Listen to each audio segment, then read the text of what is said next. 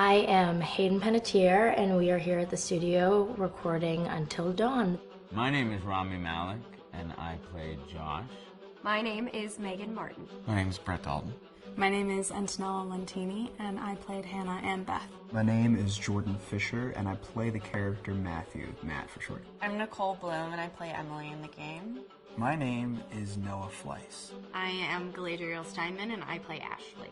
So Until Dawn is the story of 8 teenagers who revisit this cabin in the woods about a year later after a really traumatic experience where I've lost 2 of my sisters, so coming to kind of get some closure in that respect. One of the things that Larry does really well is make these multi-layered characters, and I think for just the story in general, it follows the quintessential horror film plot lines, but the characters are so unique in themselves, and I think that's very cool. Oh, I hope this was the right thing to do. What?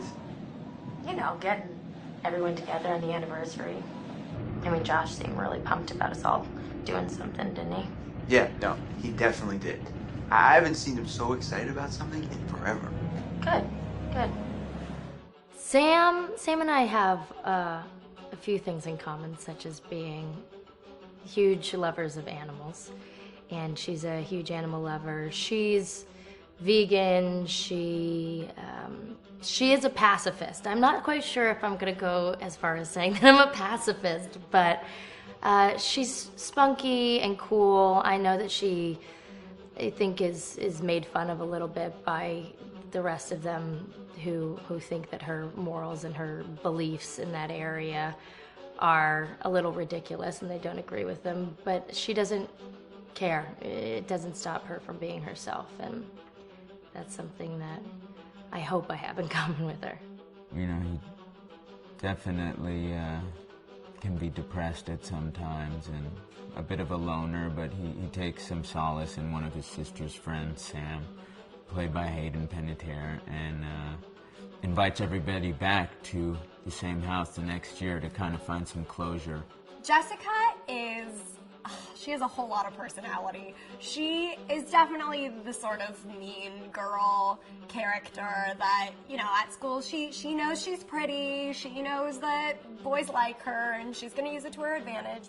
He's got a big heart, and you can tell that that's very evident, especially how he treats his girlfriend, Emily, and, you know, he's kind of a meathead, but in the best way possible. She really knows what she wants, and she manages to get that from whomever it is, whether it be Matt or Mike. You know, she's really driven, and I can definitely relate to that.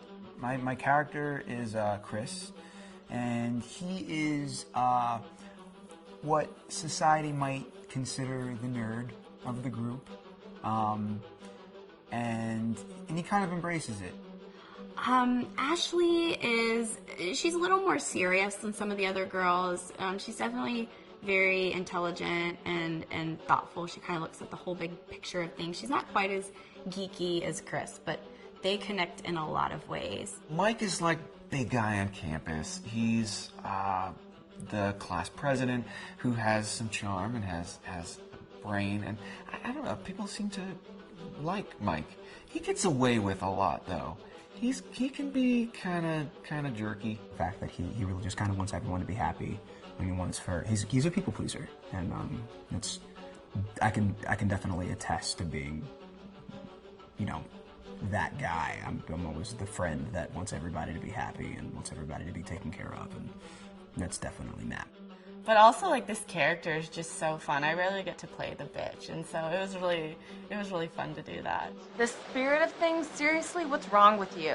I'm just trying to lighten the mood, Em. Don't be like that. Like what? The way you're being. You always get like this. I just think this is just the coolest thing to be a part of, and I just think it's going to take the world by storm. I really do. I think this genre is the wave of the future, and I think that once people see the potential behind it, of getting to interact with the drama that you're witnessing unfold in such a realistic way, that this is how entertainment's going to be from now on.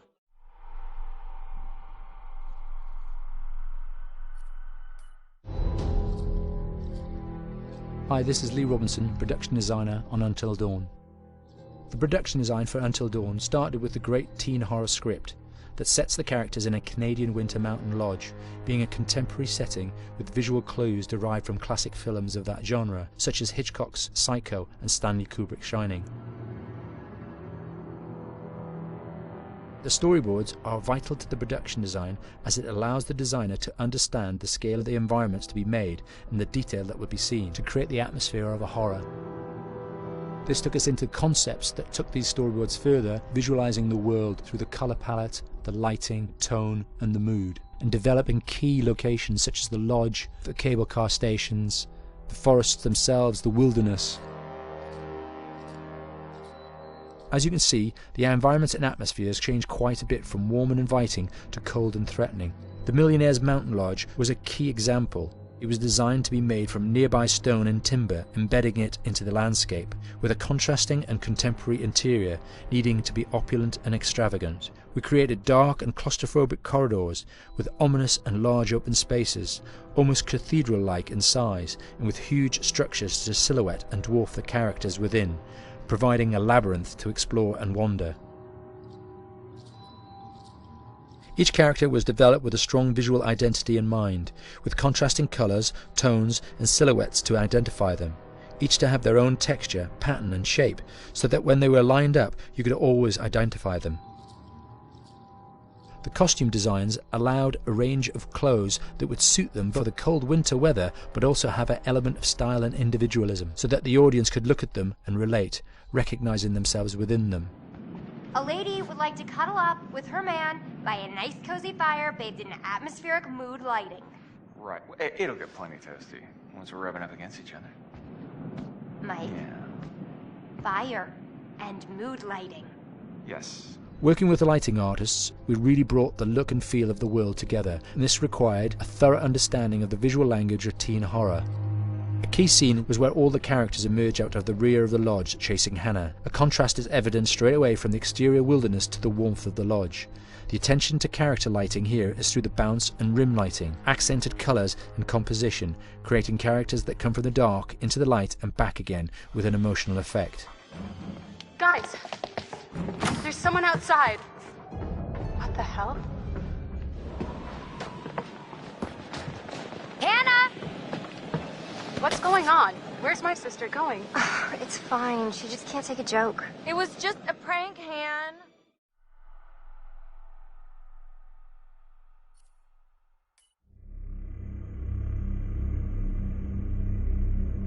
Until Dawn is a game that's full of horror, and one of the things we decided to do early on was to take a scientific approach to how scary it was. So we did experiments on people and we measured their responses to the game. We've created a test area. It's as close to a home setup as we can get it. We've recruited ordinary people to play the game and we've left them to play it on their own. You're turning the light off.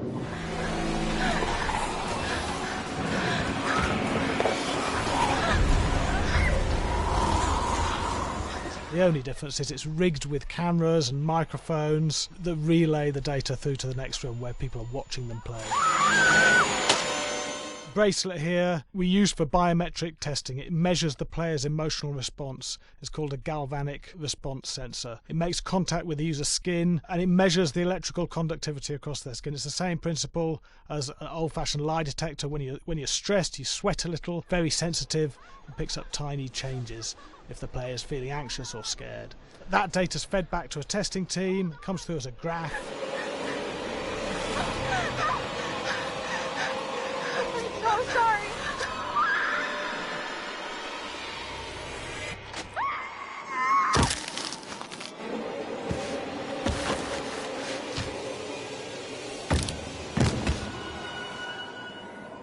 There's no point testing one or two people, you have to test a lot of people. Watch your step. When we have a scare that's consistently has a measurable emotional response, then we knew it was good. If it didn't have that, it goes back to the team for improvement. The data doesn't tell us what's wrong with the scare, it only tells us if it's working or not. Wait, okay, so you hear that too, right? Josh. Here we have a chapter relatively early in the game. Weirdly regular. nothing regular about it. We have to create tension and anxiety in the player so they are ready to receive the scare.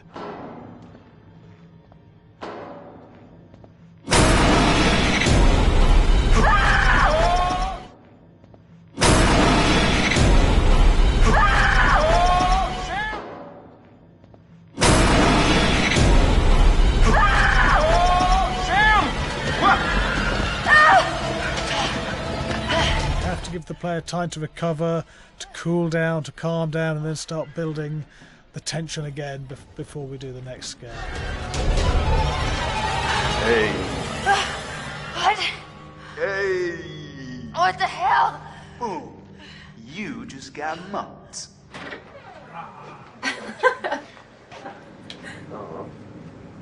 Yeah, I have such an adrenaline high from that game. There's two things we found. One is we could look at the scares, analyse if our expected scares were working effectively. Were people shrieking and covering their hands, or were they getting an emotional response from it? And being scientific about it means that we strip out people's opinions about whether things are working or not. We've got data, and we look at the data. If it's working, we're happy with it. Really scary.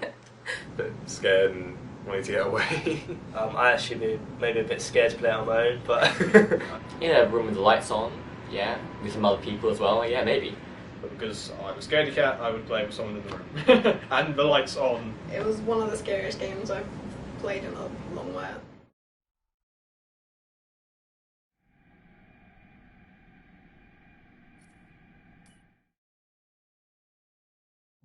Hi, Larry. Hey, Graham.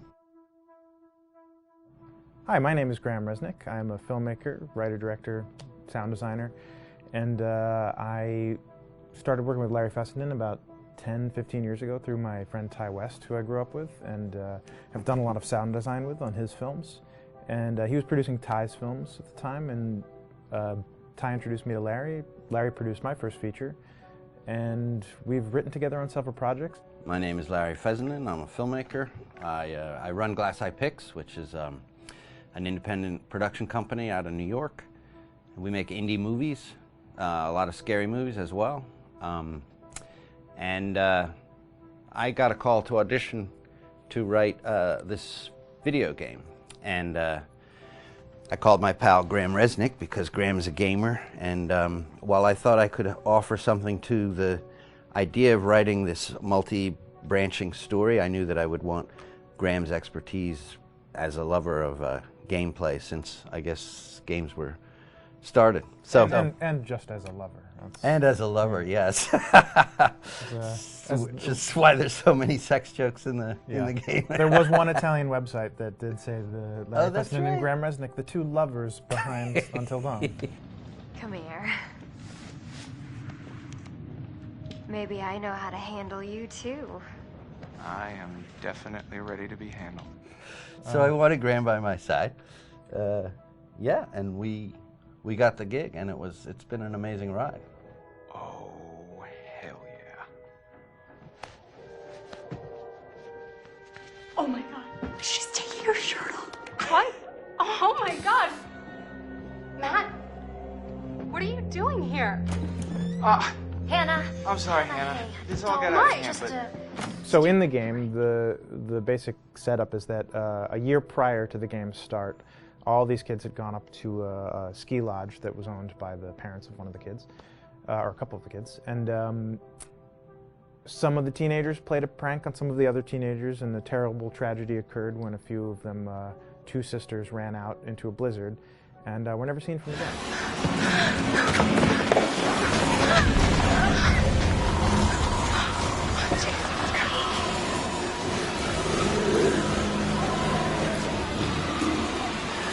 So now, a year later, this is kind of torn apart, this group of friends. They've gone through some trials and tribulations in the past year. The brother of the two girls has had a lot of psychological issues, and to kind of help him cope and help them all get over it, they all returned to the lodge a year later, back up on the mountain. And the idea is to get over it, but... the healing does not begin. Yeah, and these kids are all trying to find themselves. They've been through a trauma, But in general, they're just teenagers trying to figure out who they are. So they're all kind of falling into the patterns, the stereotypes, the characters they see on TV and in the movies. I think we were very interested in taking genre tropes and kind of making them sort of refresh them.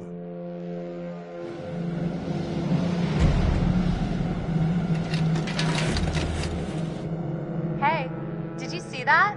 Dad said it'd just be us this weekend. We're familiar with how slasher movies work.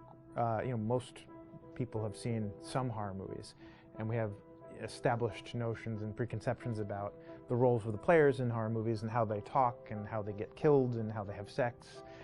And to bring you into the game that way and then subvert a lot of those expectations was kind of our goal. They're haunted by some incident that happened in their past, which I think you pretty much figure out that that's going to have a role in their interaction.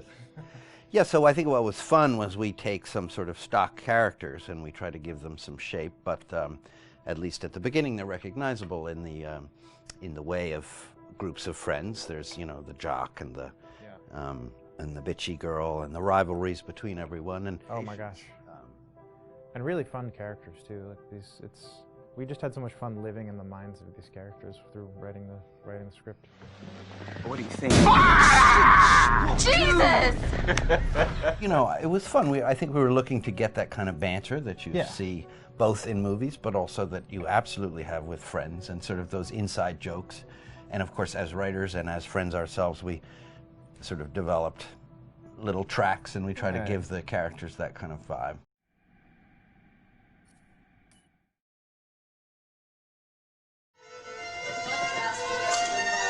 Yeah, fast and violent.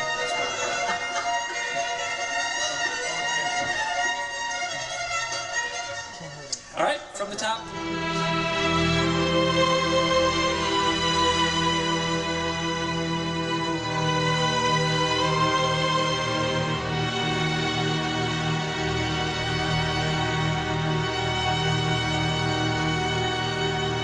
My name is Jason Graves, and I'm the composer for Until Dawn.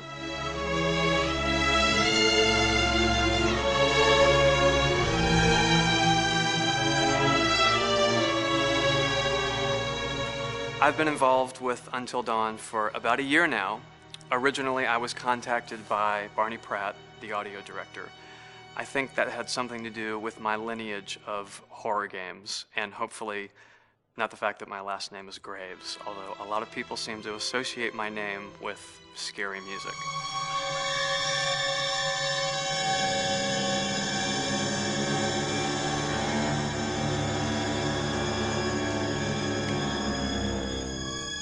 One of the things that was really exciting about working with Barney and the team at Supermassive is they really wanted something unique for the music. They wanted the music to stand out and be a character on its own in the game.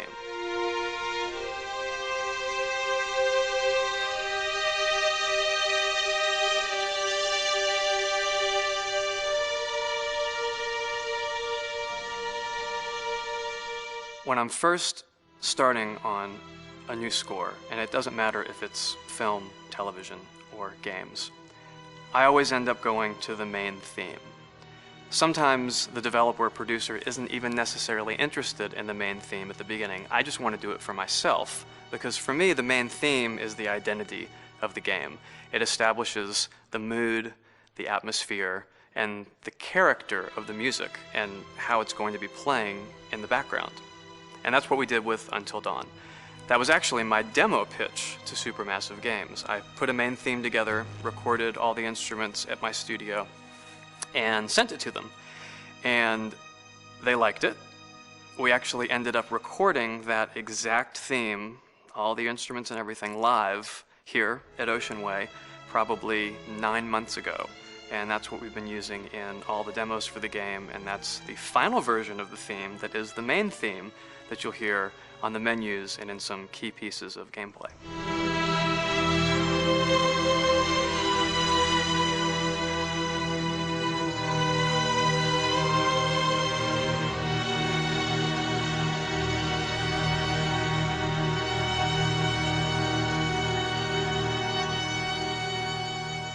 I seem to have made a name for myself in horror.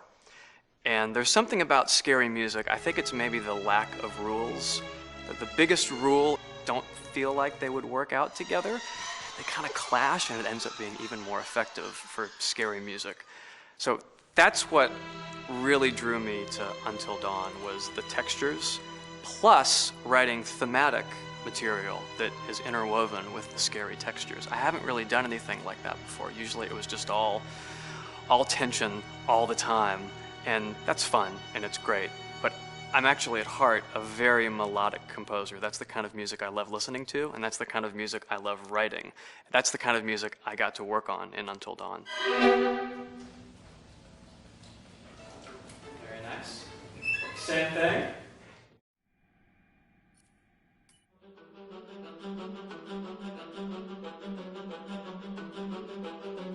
My name is Will Biles, Executive Creative Director of Until Dawn. The first part of getting a believable facial performance in-game is to capture topographically the actor's range of emotional expressions as separate versions of the same head. Every tiny nuance gets digitized and merged, effectively creating a model that can recreate every facial movement that the actor makes. Once the topography has been recorded, the actor's performance itself can be captured by using a predetermined set of marker points, drawn precisely on the face, and a high-def helmet cam, wirelessly linked to capture devices. The camera is the small box where it looks like the microphone should be. Outro Sam. Mark. It records in high def the movement of the dots throughout the performance that will drive the expressions captured earlier. Unlike other systems, this form of capture is far less lossy because there are fewer interpretations between performance captured and performance rendered finally in-game. The audio is also recorded via two separate lavalier mics attached to the helmet. It takes a while for the actors to acclimatise to carrying around the recording devices and the helmet cams, but very soon the shoot becomes similar to any other effects shoot or a green screen shoot. The actors in these scenes are only recording facial animation, but use cursory body movements for pacing. Wait, and maybe we should all stick together and find everybody and make sure they're all okay, so... 1-1, the year before the prank. Take 2, Mark. Other than the other actors, they have to use their imagination for everything and everywhere that they are supposed to be seeing and feeling. Idiot! So dumb! From a hot midday studio in Los Angeles to a freezing midnight mountain in British Columbia.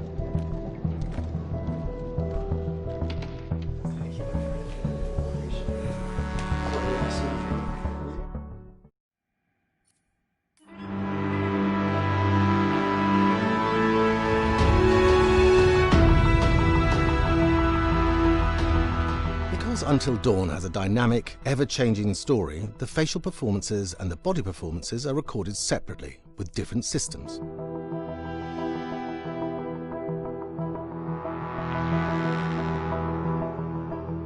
With the body capture, we use reflective bead suits and an infrared camera matrix system that drives the CG bone hierarchies in our character models.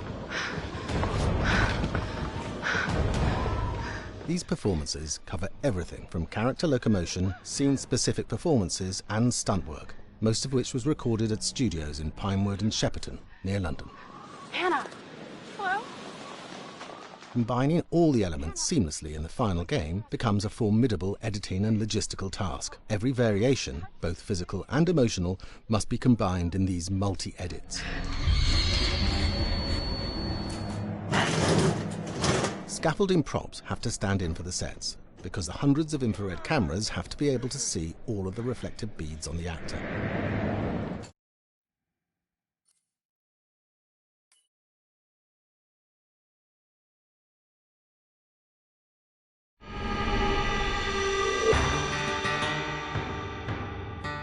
America's Northwoods border region. Within this land of 10,000 lakes and miles of dense timber, a hideous creature is believed to lurk. The North Woods is probably one of the last frontiers in America. There's still a lot of places in this area that hasn't been set foot by man. Monsters and mysteries exist here because it is remote. Up in the North Woods, winters are long.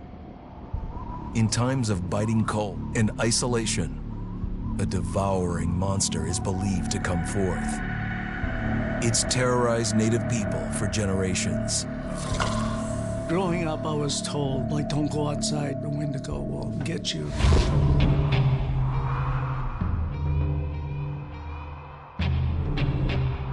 Among the traditions of the northern Algonquin tribes is the Wendigo, a monster that can seize hold of a person to carry out its hunger for human flesh. Many Native Americans fear even talking about this Wendigo, and even the mention of the name will let the Wendigo find out where you are, and it will open you up to be possessed by this Wendigo. The most famous case of a Wendigo possession took place in 1879 in the deep woods outside of Edmonton, Alberta. Swift Runner, a Cree Indian, was a trapper and a guide. He had left town the previous autumn with his wife, 6 children, and his mother. But when Swift Runner returned in spring, he was alone. Swift Runner came into a nearby village telling this heartbreaking tale. I had to watch them starve to death. Of his family being killed by starvation, and that he was the only survivor. My whole family gone. It wasn't hard to understand a family falling victim to a brutal winter. To even not. Yet something was suspicious about Swift Runner. He was a strapping man, and he came into town weighing over 200 pounds. It didn't look like somebody who had just weathered a terrible winter. He wasn't malnourished, didn't look like he was starving. He looked healthier than ever. After a few nights, it became clear that something was wrong. He started having night terrors, screaming in his sleep. I am the Wendigo! Villagers alerted the police. Swift Runner actually guided them back to his winter cabin. When they got there, that's when they saw the true horror.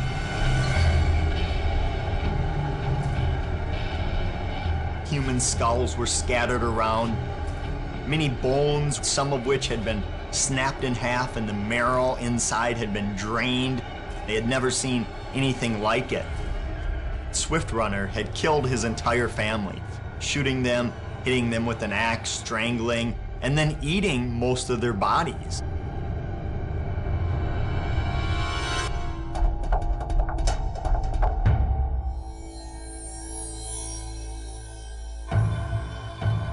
Right up until the moment the noose was on his neck, Swift Runner swore the evil spirit of the Wendigo had possessed him and twisted him into a cannibal killer. When he was on the gallows, Swift Runner himself said, "I am no longer a man."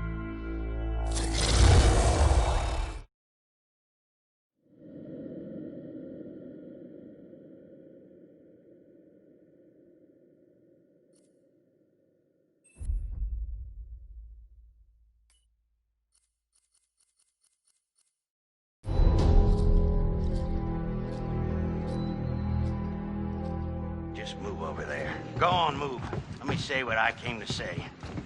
I'm here to tell you what you're up against being back on this mountain. You should never have returned. I don't know why you did after what happened last year. You mean with Hannah and Beth? Yeah, how could you know without being involved? I don't take kindly to you kids coming up here to my mountain. Your mountain. The mountain don't belong to me, it's true. But it don't belong to the Washingtons. This mountain belongs to the Wendigo. Hi, this is Lee Robinson, production designer at Supermassive Games.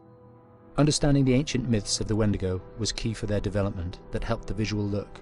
Through sketches and concepts, these elements were visualized, such as eyes being milky, almost dead, with loss of lips and eyelids due to frostbite, fangs growing and arms and legs getting longer, with skin hardening and thickening to look snarling and menacing, yet withered and lean. What the hell was that? Another fucking piece of... Fingers and toenails extending like claws, allowing them to climb effortlessly. We made them look gaunt and weathered, and having ragged remains of clothes they wore, blood-stained and rotten, With patches of hair still remaining, they retained strong skeletal limbs which enable them to be agile and quick through the environment.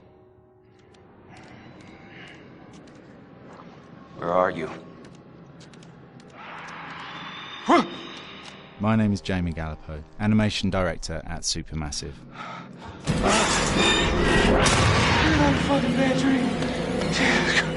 The overall direction on the creature was to be very strong, to be extremely fast. We wanted a spider-like movement to the creature. 1 minute scampering to leaping and then crawling, almost instantaneous.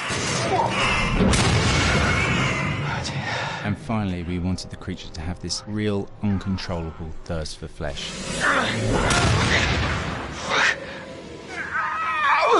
From a sound design perspective, the Wendigo is a real challenge. For the main vocalisations of the Wendigo, we used our own vocalisations, various different animals from the exotic to the farmyard, various plugins and processes to gel these sounds together and keep a human resonance behind that voice, telling the backstory of the Wendigo.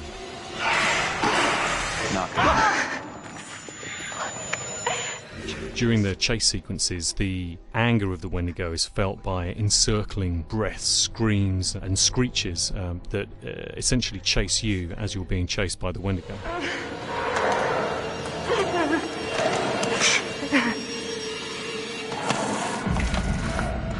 We would layer them up in a multitude of layers, sometimes 15, 20 sounds playing at the same time, to build up the vocalizations for this fearsome creature which is always in attack mode, hyperactive and chasing you throughout the game.